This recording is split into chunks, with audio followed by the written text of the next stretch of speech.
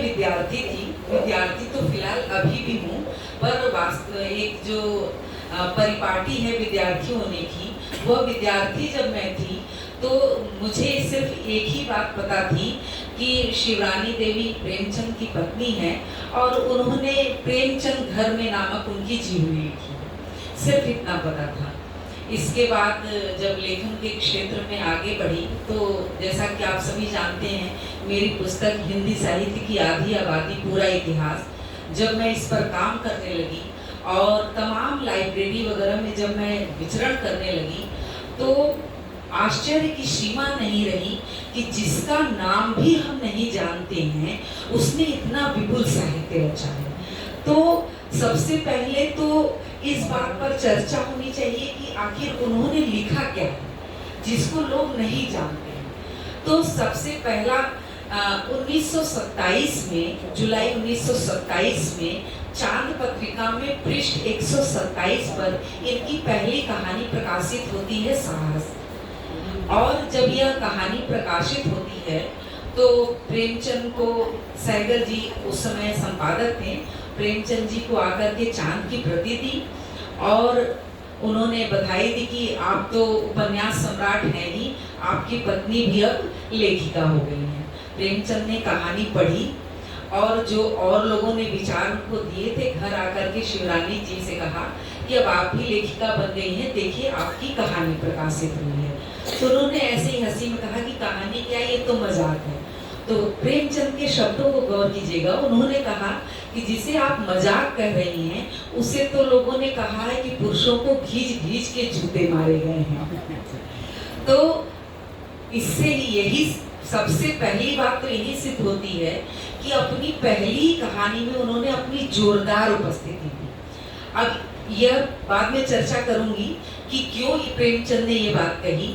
उसके बाद इनका पहला कहानी संग्रह आता है नारी हृदय और उसमें 16 कहानियां हैं।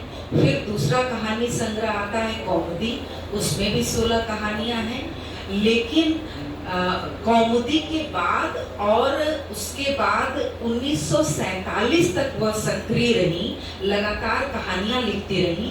उन 22 कहानियों को, हो सकता है और भी हो जो मेरी पहुंच में ना आई हो, उन 22 कहानियों को मैंने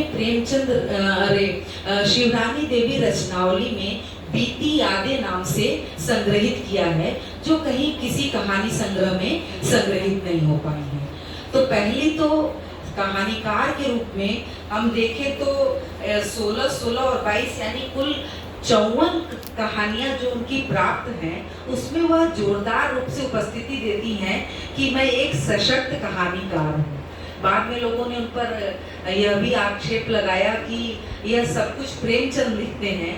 तो सबसे बड़ी बात यह है कि प्रेमचंद 1936 में हमारे बीच नहीं रहते हैं और इनकी सक्रियता आप देख रहे हैं 1947 तक बरकरार है। 1944 में आता है प्रेमचंद घर में, जो उन्होंने कहा कि इसमें घरेलू संस्मरण है और यह हमारा सौभाग्य है कि उन्होंने यह पुस्तक लिखी। चंद्रकिरण सोनरिक्शा के संदर्भ में एक कथन कहा जाता है कि उन्होंने अगर पिंजरे की मैना आत्मकथा न लिखी होती तो शायद हिंदी साहित्य उनको जान भी न पाता। और शिवरानी देवी के लिए भी यही बात मैं कहूंगी कि अगर उन्होंने प्रेमचंद घर में नहीं लिखा होता तो प्रेमचंद को चाहने वाले शायद शिवरानी देवी को जीवित ही नहीं रखते। प्रेमचंद के जो विराट व्यक्तित्व की छाया है, उसमें जो वह दब रही थी, इस एक कृति की वजह से वह जीवित रही। और उस जीवित रहने के क्रम में जब लगातार मैं ढूंढती रही मन में, चूंकि पहली ही कहानी इतनी आकर्षक और सशक्त पढ़ ली थी, तो दिमाग में था कि मुझे इनका जो है सामग्री वह मुझे ढूंढनी है। और इस ढूंढने के क्रम में मैं लगातार आश्चर्यचकित होती रहती थी। तमाम भाषण हैं इनके जिनको मैंने रचनावली में संकलित किया है। इनका एक लेख है, आजकल के युवक युवतियां किधर को जा रहे हैं, यह है। और प्रेमचंद घर में के अतिरिक्त एक प्रेमचंद के स्मृति में उन्होंने हंस की विशेषांक निकाला था, जिसमें उन्होंने स्मृति अंक में यादों के झरोखे से एक शीर्षक में उनके संस्मरण को भी लिखा है। इसके अतिरिक्त वह साहित्य जगत में कितनी सक्रिय थी, इससे हमें अंदाज लगता है कि जमुनालाल बजाज, जिनका नाम लोग बहुत कम जानते हैं, उन पर उन्होंने संस्मरण लिखा है। और इनके एक दो पत्र मिलते हैं जिससे इनकी लगातार सक्रियता की बात पता चलती है। इंद्रनाथ मदान को भी इन्होंने एक पत्र लिखा था। इसके अतिरिक्त एक जो पत्र है जमुनालाल बजाज को उन्होंने 2 पत्र लिखे थे जब वो अस्वस्थ थी, और उस पत्र को उन्होंने डाक के माध्यम से नहीं, स्वयं अमृत राय के हाथों से भेजा था। इसका मतलब यह है कि उस समय जितने रचनाकार सक्रिय थे उनको यह बराबर देखती थी, पढ़ती थी, और उस पत्र में उन्होंने बकायदा विवरण दिया है कि आपकी यह रचना पढ़कर के मैं बहुत आह्लादित हुई, और आप बीमार हैं, इसकी वजह से मुझे हृदय में बड़ी पीड़ा है, मैं स्वयं नहीं आ सकती, लेकिन अपने पुत्र को भेज रही हूँ और अपनी संवेदनाएं पत्र के माध्यम से आप तक प्रेषित कर रही हूँ। शब्दों पर ध्यान दीजिएगा, यह बात तब लिखी जा रही है जब 26-27 की बात है। तो मतलब भाषा का परिष्कार और ये सब चीजें बड़ी चीज हैं। उनके संस्मरण के अलावा भाषण का मैंने जिक्र किया, लेख का, पत्र, इसके अलावा तमाम लेखक जो एक हमारे यहाँ अब वर्तमान समय में परंपरा प्रचलित हुई है ब्लर्ब लिखने की, जिसको हिंदी में मैं कहूँ तो आवरण प्रशस्ति कहा जाता है। यह जो प्रचलन है वह शिवरानी देवी के समय से प्रचलित है, और उन्होंने द्विरेफ की एक रचना है युग दृष्टा, उस पर बकायदा ब्लर्ब लिखा है उनकी पूरी पुस्तक को पढ़ करके। इसका मतलब कहीं न कहीं समीक्षा के जो भाषण दे रहा है, जो आलोचना लिख रहा है, लेख लिख रहा है, तो कहीं न कहीं एक समालोचक के भी गुण उनमें समाहित थे। तो एक कहानीकार के रूप में, जीवनीकार के रूप में, और संस्मरण लिखने के लिए पत्र विधा, और जैसा कि मैंने कहा कि समालोचक के गुण है, इतना सारा व्यक्तित्व उनका फैला हुआ था। और इससे हिंदी जगत जो है वह बिल्कुल अनभिज्ञ था। जब ये सारी रचनाएं मैं संकलित कर दी गई, तमाम काफी परिश्रम भी करना पड़ा इसके लिए। इनकी पहली कहानी एक कंफ्यूजन थी, जब मैं प्रेमचंद घर में पढ़ रही थी तो उसमें लिखा हुआ है कि 1924 में इनकी पहली कहानी साहस प्रकाशित हुई। एक मैं चर्चा कर रही थी इन लोगों से, तो उन्होंने कहा कि चलिए इसकी, मुझे भी ये जिज्ञासा थी और इच्छा थी कि चलिए 1924 के जितने उनकी पहली कहानी का एक फोटो खींच लिया जाए जो मैं रचनावली में शामिल करूं। तो जब प्रयागराज गई और पूरा ढूंढा, पूरा 24 का पत्र उलट पलट डाला, जितने चांद की प्रतियां थी सब देख डाली, कहीं उसमें कहानी नहीं मिली। तो दिमाग में आया कि आखिर इसमें 24 है तो हो सकता है कि भूलवश ये प्रिंट में हो गया हो, क्योंकि जब प्रेमचंद घर में प्रकाशित हुआ था तो उस समय ब्लॉक प्रिंट था। ब्लॉक प्रिंट मतलब वर्णों को रख करके उससे प्रेस करके छपाई होती थी, तब कंप्यूटराइज जमाना नहीं था। तो हो सकता है हिंदी का 24 किसी तरह से 27 में कहीं कुछ कंफ्यूजन हो गया हो। तो चूंकि चांद में मुझे साक्षात मिला नहीं, मुझे प्रत्यक्ष मिला नहीं, तो यह खोज लगातार चलती रही, और यह खोज मुझे केरल विश्वविद्यालय में जाकर के समाप्त हुई। लगातार ढूंढते ढूंढते एक सज्जन हैं जिन्होंने स्वतंत्रता पूर्व कहानियों पर एक शोध किया था, तो उनसे मेरा संपर्क हुआ और मैंने कहा कि आपने अगर शोध किया है तो शिवरानी देवी का उल्लेख आपने किया है? तो उन्होंने कहा हाँ, मात्र 1 पेज में मैंने उनका उल्लेख किया है। तो मैंने कहा कि मैं आपके पूरे शोध के कॉपी का और पोस्ट का खर्च मैं आपको, आज का जमाना बड़ा अच्छा है कि आप फोन पे कर सकते हैं, मैं आपको कर दे रही हूँ, और विनम्र अनुरोध है कि आप मुझे अपना वह शोध दे दीजिए। मैं शिवरानी देवी रचनावली पर कार्य कर रही हूँ। और उन सज्जन ने अपना पूरा शोध दिया, और उस पूरे शोध को 450 पृष्ठों के शोध को पढ़ा जब, तो उसमें एक जगह मुझे यह उल्लेख मिला कि जुलाई 1927 में शिवरानी देवी की पहली कहानी साहस चांद पत्रिका में प्रकाशित हुई थी। अब फिर जद्दोजहद शुरू हुई, अब 1927 की खोज, फिर प्रयागराज जाना, प्रयाग हिंदी साहित्य सम्मेलन प्रयाग में 1927 की सारी कृतियों को निकालना, उसमें ढूंढना, और फिर पेज 125 जुलाई के अंक में प्रेमचंद शिवरानी देवी की कहानी शिवरानी प्रेमचंद के नाम से पहली कहानी मुझे दिखी, साहस। उसका मैंने फोटो भी खींचा है, जो मैंने अपने फेसबुक पर भी किया है। तो इतना ढूंढने के बाद शिवरानी जी मुझे मिली, और जब इनकी रचनाओं से पढ़ने में लगातार समय लगा, 54 कहानियां, एक जीवनी, पत्र, लेख, ब्लॉग सब पढ़ने में, तब मुझे लगा कि यह तो अपने आप में बड़ी अनूठी रचनाकार है। फिर हमने रचनावली का संपादन किया, और शिवरानी देवी पर उषा देवी मित्रा, जो लोग हिंदी में पुराने लेखिकाओं को जानते हैं, उषा देवी मित्रा को जानते होंगे।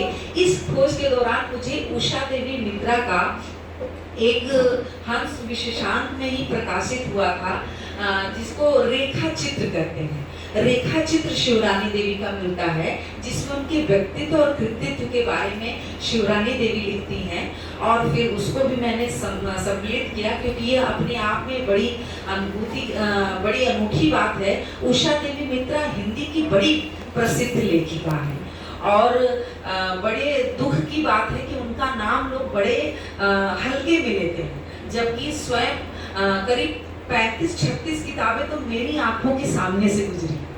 जब मैं अपनी किताब पर काम कर रही थी और तमाम लाइब्रेरियों में गई, तो 35-36 किताबें उस लेखिका ने शिवरानी देवी पर लिखा है।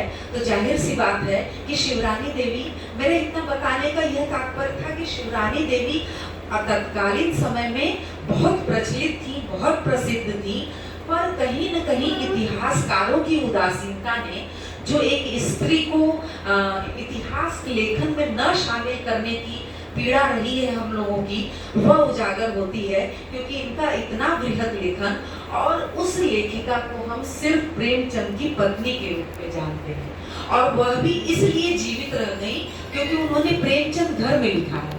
जो भी पूछो तो सिर्फ यही बताता है कि अच्छा वही शिवरानी देवी जिन्होंने प्रेमचंद घर में लिखा है, और किस वातावरण में उन्होंने लिखा। जैसा कि मैंने बताया, पहली कहानी 1927 में प्रकाशित हुई, और आखिरी कहानी 47 में, और 44 में आता है प्रेमचंद घर में, और इसके बीच में इनके 37 में इनके लेख आते हैं, भाषण आते हैं, ब्लर्ब आते हैं। कुल मिलाकर के जो पराधीनता का समय था, जो ब्रिटिश शासन का समय था, उस समय इन्होंने अपना लेखन किया। और सबसे महत्वपूर्ण बात यह है कि जितना यह लिखती थी, उससे ज्यादा बड़ी ये स्वतंत्रता सेनानी थी। बार बार पिकेटिंग करती थी, स्वदेशी वस्त्रों के प्रयोग के लिए पिकेटिंग करते समय इनको कई बार मार भी पड़ी है, जिसके दर्द का उल्लेख ये करती नहीं है, लेकिन प्रेमचंद अपने एक पत्र में करते हैं कि कई बार पुलिस ने इनको मारा भी है, लेकिन इनकी जो जिजीविषा है वह शांत नहीं हो, अदम्य जिजीविषा है वह कहीं मरती नहीं है। सोचिए, पुलिस की लाठियां खाने के बाद भी। और एक बार पिकेटिंग करते समय पुलिस के मतलब हत्या चढ़ गई थी, और उन्होंने कहा कि मैं आज तो जेल जाके रहूंगी, चाहे जो हो जाए।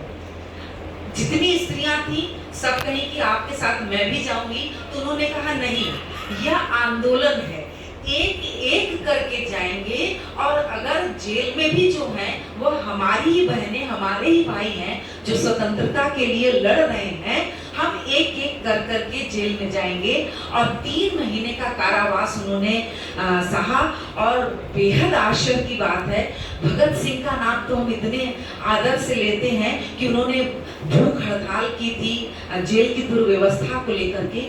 3 महीने शिवरानी देवी ने पूरा अनशन तो नहीं किया था, लेकिन 3 महीने धरनारत रही थी। जो स्वतंत्रता सेनानी थी, उनमें भी class A, class B, class C के हिसाब से उनको जो जेल दिया जाता था, उसके खिलाफ भी उन्होंने आवाज उठाई। मतलब बाहर तो जो काम कर ही रही थी, जेल में गई तो कहीं की सभी स्वतंत्रता सेनानी है, और इसमें class A, class B, class C यह नहीं होगा, जो होंगे एक जैसे होंगे। इसके लिए उन्होंने आंदोलन किया। तो मुझे प्रेमचंद का एक शब्द याद आता है, जब प्रेमचंद घर में पढ़ी, चंद के पत्रों को जब मैं पढ़ी, तो उन्होंने एक जगह पर लिखा है कि शिवरानी योद्धा है। तो वो अपने शब्द को कहते हैं और उन्होंने उसका जवाब दिया कि आप मुझे योद्धा कहते हैं, वास्तव में मैं उद्दंड हूँ। मुझसे बर्दाश्त नहीं होता है कि कुछ अन्याय हो और मैं उसको देखूं ना और उसको मतलब कि उसके विरोध में न जाऊं। तो यह योद्धा ही थी। तत्कालीन समय को देखा जाए तो अंग्रेजों का जो शासन था, जो पीड़ा थी, इसके अलावा अंग्रेजों ने कुछ काम अच्छे किए जिसकी वजह से हमें लाभ मिला, जैसे कि स्त्रियों की शिक्षा पर सेंडलर विश्वविद्यालय जैसी चीजों की स्थापना हुई, उससे बड़ा प्रभाव पड़ा स्त्री शिक्षा पर। तो जो शिवरानी देवी का योद्धापन है वह 3 स्तरों पर दिखता है। पहला तो स्वयं स्त्री के रूप में। अब स्त्री के रूप में कैसे?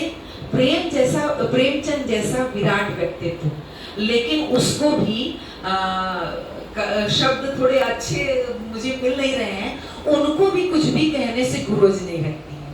प्रेमचंद सब जानते हैं कि प्रेमचंद ने शिवरानी देवी से दूसरा विवाह किया था। एक पूर्व में भी उनकी पत्नी थी। उन्होंने यह कहा था कि वह मृत हैं, तब मैं दूसरा विवाह कर रहा हूँ, पर वास्तव में वह जीवित थी। और जब शिवरानी देवी को यह बात पता चलती है तो प्रेमचंद जैसे व्यक्तित्व से कहती हैं कि मेरा बस चले तो मैं ढिंढोरा पिटवा दूं, मियादी पिटवा दूं कि तुम्हारे जैसे आदमी से कोई शादी न करे। अब शब्दों पर ध्यान दीजिएगा, इतना विराट व्यक्तित्व को इस तरह से बोलना, और यह उनके योद्धा पर, इसीलिए शायद प्रेमचंद उन्हें योद्धा कहते थे। कहते हैं कि आपने मुझसे और मेरे पिता से झूठ बोल करके यह कार्य किया। अगर मुझे पता होता कि वह जीवित हैं तो मैं आपसे कभी भी विवाह नहीं करती। क्यों? क्योंकि एक स्त्री होकर के किसी दूसरी स्त्री का घर उजाड़ना यह मेरे आदर्शों के अनुकूल नहीं है। और उसके बाद और साहस देखिए क्या करती है, प्रेमचंद से कहती हैं कि मैं उन्हें बुलाऊंगी, इसी घर में रखूंगी। और वह पत्र लिखती हैं प्रेमचंद की पहली पत्नी को कि बहन, आप मेरी बड़ी बहन है, मुझसे अनजाने में यह गलती हो गई, अब तो मेरा विवाह हो गया। और यह बात तब की है जब उनके दूसरा पुत्र हो चुका था, यानी श्रीपद भी हो चुके थे, तब की बात है। तब उन्हें यह बात पता चलती है और वह पत्र लिखती हैं, कहती हैं कि बहन, मुझसे तो अब जो हो सकता, अब जो हो चुका है उसको मैं नहीं बदल सकती, लेकिन मेरा विनम्र अनुरोध है कि आओ, आपका यह घर है, आपका यह पति है, आपकी गृहस्थी, आपका संसार है, मैं यहाँ आपकी दासी या आपकी छोटी बहन बन करके रहूंगी।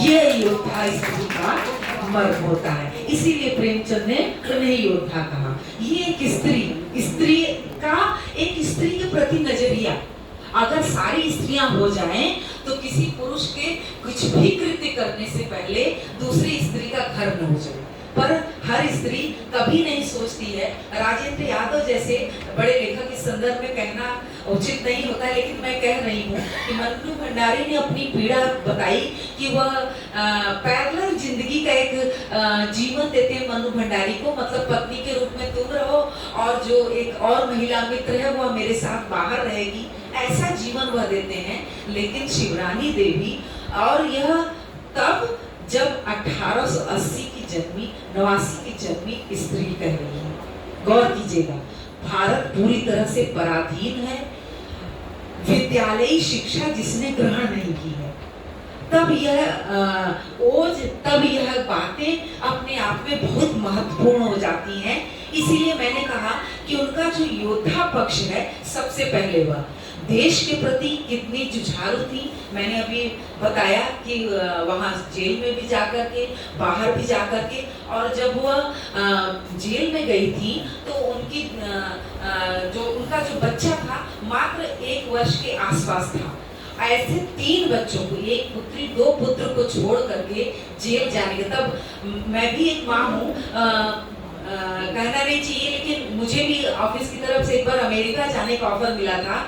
मैंने विनम्र पत्र लिखा कि मेरी पुत्री की आयु मात्र 9 महीने है, मैं 1 माह के लिए अमेरिका नहीं जा सकती। और वह स्त्री देश की स्वतंत्रता के लिए इतना बड़ा त्याग कर रही थी कि आप देखिए, और मैं तो देश को समर्पित कर चुकी हूँ, जब तक देश स्वतंत्र नहीं होगा तब तक मैं ऐसा कार्य करती रहूंगी। और इस संदर्भ में भी प्रेमचंद का एक कोटेशन भी मैं दूंगी, लेकिन वो दूसरे पक्ष में। तो यह हुआ इनका तत्कालीन परिस्थितियां कि कैसी विषम परिस्थितियां थी जब स्त्री शिक्षा नहीं थी, सती प्रथा था और दहेज की समस्या थी। इसके अलावा एक और बड़ी समस्या उस समय चल रही थी कि जो स्त्री के माता पिता होते थे वह वर पक्ष से पैसा लेकर के विवाह करते थे। अधेड़ उम्र के जो पुरुष होते थे, जैसे जिनकी उम्र 50-60 साल है और लड़की की उम्र 18-19 साल है, वो पैसा लेकर के विवाह कर देते थे। तत्कालीन समय में यह भी स्त्रियों का एक तरह का शोषण था। तो अपनी पहली ही कहानी में इन्होंने दहेज प्रथा, अनमेल विवाह और यह जो एक तरह से इसको दूसरा शब्द कहें तो स्त्रियों को बेचना, भाई पैसा मैंने ले लिया और अपनी स्त्री दे दी, समाज को दिखाने के लिए विवाह कर रहे हैं, पर वास्तव में यह बेचना हुआ। यह जो प्रथा थी इसका वह विरोध करती है। और जब हम इनकी कहानियों की तरफ दृष्टि डालते हैं तो साहस कहानी इसका मूल यही है। साहस कहानी में होता यह है कि जो नायिका है राम प्यारी, वह रिक्वेस्ट करती है एक पत्र के माध्यम से, उसके माता पिता गरीबी में उसका विवाह तय कर देते हैं, जिसकी उम्र 55 या 65 के आसपास थी और यह एकदम नवयुवती थी। तो उनसे रिक्वेस्ट करती है कि मैं तो स्त्री हूँ, तमाम तरह की मेरे ऊपर बंदिशें हैं, आपसे अनुरोध है, आप इतने परिपक्व हैं, कृपया विवाह के लिए इनकार कर दीजिए। इनकार नहीं करता है वर, बारात लेकर के आ जाता है और यह स्त्री इंटर पास रहती है जो नायिका है और एक जगह शिक्षिका रहती है। और ध्यान दीजिएगा 1927 में की कहानी की बात बता रही हूँ। मंडप लगा हुआ है, वर खूब सज धज कर बैठा हुआ है और जब वधू को लाया गया तो वधू आकर के खड़ी होती है और अपने जूती को निकालती है और वर के मुंह पर जूतियों की बौछार कर देती है। 1927 में इतना साहसी लेखन। प्रेमचंद की भी बात करूंगी। निर्मला अनमेल विवाह पर पूरी तरह से आधारित है, लेकिन निर्मला अपनी विवशता में रोती रहती है, छटपटाती रहती है, लेकिन शिवरानी देवी मतलब मरवाती हैं। और उसके बाद एक उनका जो स्टेटमेंट है जिसको मैं यहाँ कोट करूंगी, राम प्यारी कहती है उसने भीषण प्रतिज्ञा कर ली है कि आजीवन कुमारी रहकर वह केवल सामाजिक कुरीतियों का मूलोच्छेदन करेगी, ऐसी ही बालिकाएं देश का मुख उज्ज्वल करेंगी। कोटेशन देखिए, ऐसी ही बालिकाएं मुख उज्ज्वल करेंगी। यह एक उदाहरण देती है, एग्जाम्पल देती है। साहित्यकार का काम क्या होता है? अपने लेखन के माध्यम से एक संदेश देना कि आप और क्या बेहतर कर सकते हैं जो सामान्य व्यक्ति नहीं सोचता है। लेखक चाहता है हमारे लेखन से जो पढ़े सुने देखे उसके जरिए बदलाव हो। अब यह देखिए शिवरानी देवी की दूरगामी दृष्टि। और एक कहानीकार के रूप में अगर देखूं तो शिवरानी देवी ने सामाजिक, पारिवारिक, राजनैतिक और स्वतंत्रता आंदोलन से संबंधित तमाम कहानियां लिखी हैं। ऐसा नहीं कि सिर्फ स्त्री पर, केंद्र जरूर स्त्री है, पर उनकी कहानियों में हर तरह की स्त्री की समस्याओं के साथ पूरा समाज प्रतिबिंबित होता है और लगातार वह संवाद करती है पाठक से कि जो भी चीजें हैं वह कैसी होनी चाहिए। जो मैंने अभी बताया कि यह एग्जाम्पल देती है कि ऐसी स्त्रियां ही मुख उज्ज्वल करेंगी। इसके अलावा एक साहसी कदम वह अपने कहानियों में प्रस्तुत करती हैं, विवाह संस्था का इनकार। विवाह संस्था की जो अनिवार्यता है जिसे आज भी स्त्री बहुत सारी स्त्रियां नहीं नकार पा रही हैं, विवश हैं, अब भी वही स्थितियां हैं, पढ़ने के बाद भी वही घरेलू जीवन है, वही जो अप्रत्यक्ष शोषण है वह चलता चला आ रहा है। अपनी प्रेमा कहानी को करती हैं कि मेरा यह विचार है कि गांव में जो 5-6 विधवाएं हैं उन्हें लेकर कोई ऊंचा काम किया जाए। 2000 रुपए मुझे मिल ही रहे हैं, नायिका कहती है कि मुझे 2000 रुपए मिल ही रहे हैं, जो 5-6 और विधवाएं हैं उनको लेकर के क्यों न समाज की उन्नति के लिए कुछ काम किया जाए। वधु परीक्षा में इसी प्रकार से निर्मला जो है वह विवाह से इनकार कर देती है। अनमेल विवाह, दहेज, यह सारी समस्याएं प्रेमचंद भी अपने रचनाओं में ले आते हैं, पर कहीं किसी स्त्री को इतना सक्षम उपस्थित नहीं करते हैं। बड़े लेखक हैं, बड़े रचनाकार हैं, लेकिन यह तो कहना पड़ेगा कि उनके यहाँ इतनी साहसी स्त्रियां नहीं हैं जितनी शिवरानी देवी के यहाँ है। पूरी तरह से विवाह संस्था को नकारती हैं और बड़े बोल्ड स्वर में कहती हैं कि आजीवन कुंवारी रहकर के भी समाज सेवा की जाती है। यह जरूरी नहीं है कि हम विवाह करें तभी हमारा जीवन चले। तो यह जो बोल्डनेस है वह शिवरानी देवी की निजी विशेषता है। और परिदृश्य में बार बार कहूंगी कि वही पराधीनता का समय ऐसी स्त्री लिख रही है जिसने विद्यालयी शिक्षा नहीं ली है और जो लगातार शोषण देख रही है, तमाम सती प्रथा, विधवा विवाह, तमाम तरह की प्रथाओं को अपनी आंखों के सामने देख रही है। इसके अलावा जैसे विधवा विवाह का वो समर्थन करती है, बाद में इसके लिए एक्ट भी आता है, लेकिन जो इनकी जो कहानी है, नर्स एक कहानी है, वह इस एक्ट के पहले की कहानी है। विधवा विवाह संबंधित हम सभी जानते हैं कि बाद में एक्ट बना कि विधवाओं का भी विवाह हो सकता है और सती प्रथा पर बाद में रोक लगी, लेकिन यह कहानी उसके पूर्व की कहानी है। और उसमें उमानाथ जो पिता है विधवा लड़की का, वह कहता है बला से लोग हंसेंगे, इसका जीवन तो सुखी हो जाएगा। एक पिता अपनी पुत्री के लिए एक स्टेटमेंट दे रहा है, मतलब एक परिवर्तन चाह रहा है, एक बदलाव चाह रहा है। इसी प्रकार से विमाता एक कहानी है, उसमें जो उस सौतेला पुत्र है वो अपनी माता के लिए क्या कह रहा है, मतलब कि पिता ने वृद्धावस्था में विवाह किया और स्वयं मृत हो गए, लेकिन जो विमाता है वह अभी यंग है, अभी मतलब कि युवावस्था में है। तो उसमें स्टेटमेंट क्या देता है, मेरी निगाह में स्त्री पुरुष दोनों के लिए समाज एक हो, उनकी इच्छा हो तो वह किसी से ब्याह कर सकती हैं। यह तो स्त्रियों के साथ अन्याय है कि पुरुष तो बुढ़ा खुर्राट होकर भी ब्याह करे और विधवा स्त्रियों को तो जो अभी युवती है समाज सती होने का उपदेश दे। पुरुषों ने अपने अधिकार जमाने के लिए उनके साथ यह अन्याय किया है और मैं इस अन्याय का पुरजोर विरोध करता हूँ। यह कहानियों से आई हुई चीज है, मतलब कि एक जो सौतेला पुत्र है वह उसके जरिए कहलाती है कि ठीक है मेरे पिता ने गलती की है, पर उनकी इच्छा हो तो वो दूसरा विवाह कर सकती है, मैं उनको इसके लिए बिल्कुल नहीं रुकूंगा। यह इसलिए स्टेटमेंट दिलाया बच्चे लड़के से क्योंकि पिता जब मृत्यु को प्राप्त होता है तो हमारे यहाँ जो पुरुष प्रधान सत्ता का है, सत्ता अपने आप हस्तांतरित हो जाती है पुत्र को। तो वहाँ पुत्री का कोई नाम उल्लेख नहीं, पुत्र कहता है कि ठीक है शादी करना चाहती है तो करे, अभी तो उनके सामने पूरा जीवन बचा हुआ है। तो यह जो साहस है यह शिवरानी देवी को प्रेमचंद से अलग करता है। यह साहस प्रेमचंद की कहानियों और उपन्यासों में ढूंढना पड़ता है।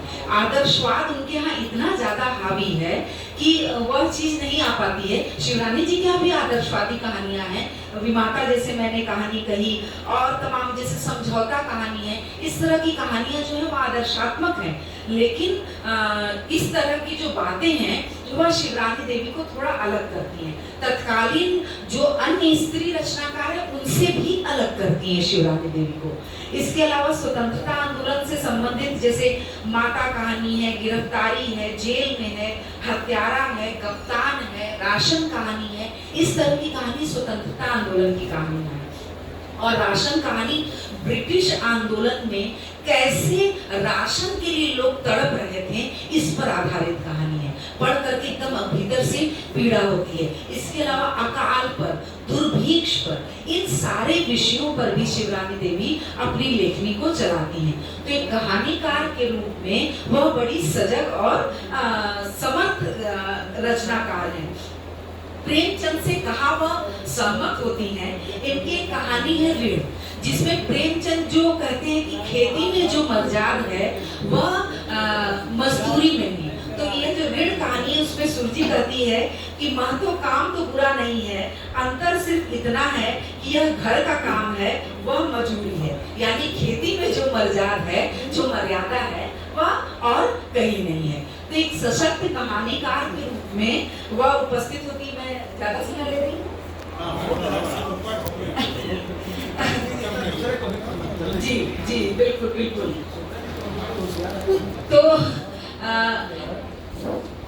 एक ऐसी समर्थ रचनाकार पर बोलना थोड़ा समेटना भी, खैर कोई बात नहीं। एक समर्थ कहानीकार है, थोड़ा सा प्रेमचंद धर्म पे भी चर्चा करूंगी।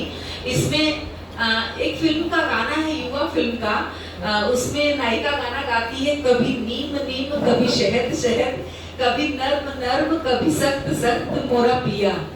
तो जब आप यह प्रेमचंद जीवनी पढ़ेंगे तो इसमें प्रेमचंद का यही रूप दिखता है और शिवरानी देवी भी उसी रूप में आती है। सख्त तब होती है, एक प्रकरण प्रेमचंद मदिरा का सेवन करके आते हैं, उनको पुकारते हैं, वोमिटिंग होती है तो कहती है कि मुझे ऐसी स्त्री मत समझिएगा कि आप कुछ गलत करके आएंगे और मैं आपका सहयोग करूंगी। प्रेमचंद वोमिटिंग करते हैं, फिर खुद ही उसे साफ करते हैं और फिर जाकर के सो जाते हैं, पर वह नहीं आती हैं। अगले दिन फिर यही प्रक्रिया होती है। उस दिन कहती है कि अब मैं कहूंगी भी नहीं, और फिर उनके पास नहीं जाती है। तो ये क्या है? ये शिवरानी देवी के जो अंदर की दृढ़ता है, यह इस स्टेटमेंट को बताता है कि आपकी हर गलत चीज को मैं स्वीकार नहीं करूंगी। और प्रेमचंद के कई पक्ष हैं इसमें, कई स्वाद मिलेंगे इसमें। कई जगह पर ऐसा लगता है जैसे प्रेमचंद स्वयं लिख रहे हैं। जैसे प्रेमचंद का बचपन का जब लिखा जाता है तो उसमें ये लगता है कि प्रेमचंद स्वयं लिख रहे हैं।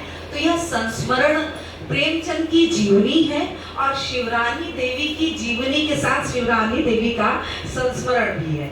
यहाँ पत्नी, मित्र, शासक सब कुछ रूप में उपस्थित होती हैं। प्रेमचंद स्मृतियों की मैंने बात की, उसको खैर स्किप करती हूँ। आत्मकथा एक है उनकी, शिवरानी देवी की एक आत्मकथा भी है जो हंस के आत्मकथा विशेषांक में प्रकाशित हुई है और उसमें वह अपने स्वतंत्रता आंदोलन में किए गए कार्यों का वर्णन करती है। सिर्फ एक चीज और कहूंगी जो बहुत महत्वपूर्ण है कि यह जिस योद्धा, जिस उद्दंड स्त्री की हम बात करते हैं, उसका पति अर्थात प्रेमचंद उनको किस दृष्टि से देखते हैं। दो पत्रों का जिक्र करूंगी। प्रेमचंद ने इंद्रनाथ मदान को 1935 में एक पत्र लिखा और उसमें लिखा कि उसे भी साहित्य में कुछ रुचि हो गई है और वह कभी कदा कहानियां लिखती है। वह एक निडर, हिम्मती, दृढ़ निश्चय वाली निष्कपट महिला है। शिवरानी देवी के स्टेटमेंट है। अत्यंत विनम्र और अत्यंत आवेशपूर्ण भी है। सारी जिंदगी इनकी विशेषताओं को बता रहे हैं। वह असहयोग आंदोलन से जुड़ी और जेल गई। मैं उससे ऐसा कुछ नहीं चाहता जो वह न दे सकती। मैं बहुत खुश हूँ। मतलब इतनी जिजीविषा की बात की। इस विराट उपन्यासकार ही नहीं है, बड़ा विराट व्यक्तित्व है प्रेमचंद का। कितने प्रेम से अपनी पत्नी के बारे में कहा, जबकि कुछ प्रकरण मैंने ऐसे बताए कि पति को बुरा लग जाए कि पत्नी ऐसा कर रही है, पर इस तरह का स्टेटमेंट। एक जगह बनारसी दास चतुर्वेदी को 1933 में पत्र लिखते हैं और उसमें कहते हैं कि अभी तक साहित्य जगत ने इनके वो साथ न्याय नहीं किया है। मेरा व्यक्तित्व जो है इनके व्यक्तित्व को छिपा लेता है, जबकि सत्य यह है कि इन्होंने जिस तरह के स्त्री प्लाटों की कल्पना की है वह मेरे जैसा नर्म व्यक्ति कभी नहीं कर सकता है। मतलब इसको दृढ़ रूप से स्वीकार करते हैं। एक पत्र के जिक्र के साथ मैं अपनी वाणी को विराम दूंगी। राजेश्वर बाबू जो इनके मतलब प्रेमचंद की पत्नी के मौसी के बेटे थे, उनके लिए पत्र लिखते हैं। प्रेमचंद कहते हैं कि तुम्हारी मौसी 9 तारीख को एक विदेशी कपड़े की दुकान पर पिकेटिंग करते हुए पकड़ ली गई। मैं कल जेल में उनसे मिला और हमेशा की तरह प्रसन्न पाया। उन्होंने हम लोगों को पछाड़ दिया और मैं अब अपनी आंखों में छोटा लग रहा हूँ। उनकी इज्जत मेरी आंखों में 100 गुना बढ़ गई है। तो ये है शिवरानी देवी और ये है उनका उनके प्रेमचंद। उनके प्रेमचंद ज्यादा कहूंगी। ऐसा अद्भुत व्यक्तित्व, ऐसा अद्भुत विराट, लेकिन कहीं ना कहीं साहित्य जगत ने उनके साथ थोड़ा सा न्याय किया। पर मैं खुश हूँ कि मेरे प्रयास से थोड़ा प्रयास किया, रचनावली आई। मैंने स्त्री दर्पण एक पेज है, उस पर एक ऑनलाइन कार्यक्रम भी कराया। इसके अलावा दिल्ली में मेरे अनुरोध पर विमल जी हैं जो स्त्री लेखा पत्रिका के संपादक हैं, उन्होंने शिवरानी देवी पर एक कार्यक्रम कराया। एक ऑनलाइन संगोष्ठी भी मैंने करवाई और इन सब चीज़ों के साथ थोड़ा थोड़ा हम शिवरानी देवी के और नज़दीक जा रहे हैं।